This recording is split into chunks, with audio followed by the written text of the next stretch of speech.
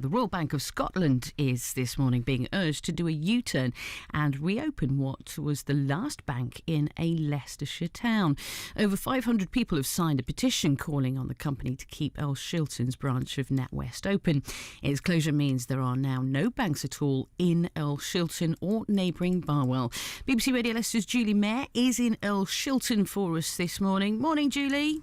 Good morning to you. Yes, I'm here this morning outside the now closed branch of NatWest, and it stands in a very prominent position on the corner of the Hollow and Station Street, and the only evidence really of its existence is the remaining ATM, which is still in the wall here. Now, NatWest has closed 3 weeks ago on the 26th of January in the face of a petition signed by 500 people calling for the branch to be saved. With me is local councillor Michael Mullaney. Good morning to you. Good morning. Just how strong was the opposition regarding the closure of this bank? There was lots of opposition to closing the bank. As you said, we had over 500 people sign the petition. Lots of older residents, disabled people got in touch with me to say it was extremely convenient to be able to bank in Earl Shilton. It's the last bank in the area. There isn't any bank left in Earl Shilton or in the neighbouring large village of Barwell. They wanted it kept open. It's also, as you see, a very prominent building in the town centre, and it doesn't look good to have an empty building like that in such a prominent place. So there's been a big groundswell of support for keeping the bank in Earl Shilton, and that's why I've written to the head of RBS asking him if he could please reverse the decision and reopen the branch. Well, we're 3 weeks on. What have people been telling you? How have they been finding it? Well, people are obviously finding it inconvenient and a surprise really to find what was a very prominent building now empty.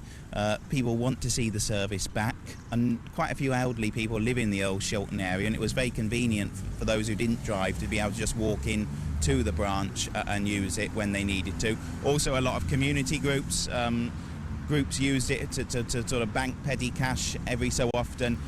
So there was quite a lot of people who were unhappy to see it closed, and that's why I'm continuing to press NatWest RBS to change their mind and bring the branch back. Well, as we stand here on the corner, I know that there's going to be the post office just around the corner.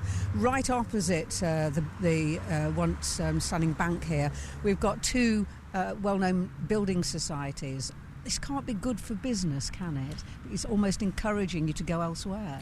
Well, indeed, it's encouraging people to desert the bank to go to the building societies. And back in 2008, the main banks made a pledge that they would keep the final bank in a town. Earl Shilton's a town. This is the final bank. It's gone.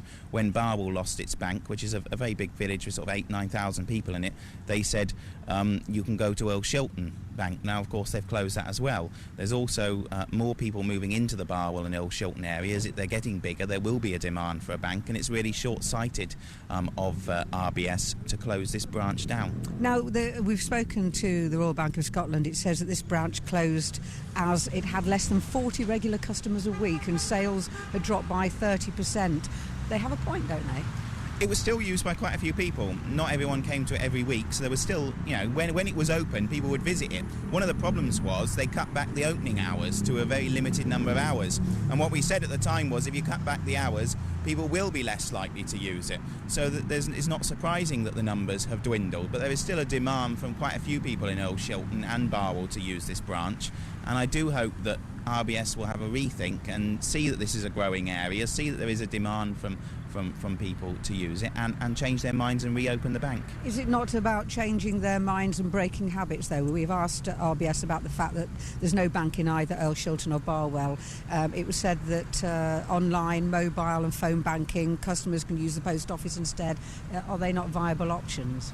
I met quite a few people while I was sort of collecting the petitions who were elderly, who never had computers, weren't going to use them, weren't going to use internet banking. Realistically, they were only going to bank in person, and therefore to take away their branch was to remove their choice and remove the chance for a lot of very elderly people who wouldn't bank online to be able to go into a branch and bank in person. Briefly, you've written to the Royal Bank of Scotland. What are you calling on it to do? I'm calling on them to reverse the decision, reopen the branch. As you've said, this is a very prominent building in the middle of Earl Shilton. We could do with it being open, being in use. There's still a demand from quite a few people in Barwell and Earl Shilton to use the bank, so I'm hoping RBS will have a rethink. Banks haven't had the best press in recent years. It would be quite good PR for them to be seen to be listening to concerns and reopen the branch. Well, RBS has confirmed to us that it has now received that letter and will be responding to it. And it added that 80% of its customers are within a 3-mile radius of a branch. And when you include the post office network, that rises to 90% within 1 mile of a place where they can carry out their daily banking.